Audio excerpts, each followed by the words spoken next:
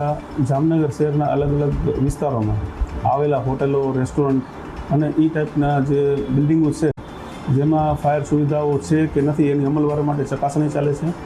જે આવી હોટલો, રેસ્ટોરન્ટમાં ફાયર એનઓસી નથી તો તેના માટે ફાયર શાખા, એસ્ટેટ શાખા અને ટાઉન પ્લાનિંગ શાખા દ્વારા કડક કાર્યવાહી કરી અને આવા હોટલોને સીલ પણ કરવામાં આવે છે.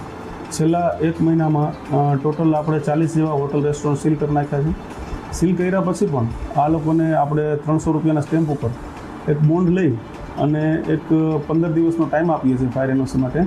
જે 15 દિવસમાં આ લોકો ફાયર એનઓસી મેળવી લઈએ એના માટે આપણે હોટલ, રેસ્ટોરન્ટ ખોલી પણ આપીએ છીએ.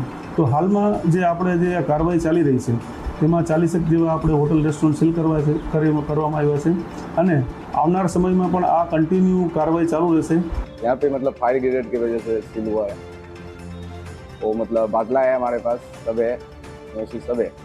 बस ऊपर वाला लाइन के बारे में बोल रहे थे पूरा बिल्डिंग का जो फायर ब्रिगेड की लगे, पूरा बिल्डिंग वाला तो पुराना बिल्डिंग है तो मान नहीं रहे, इसी वजह से पर सील हुआ हमारा.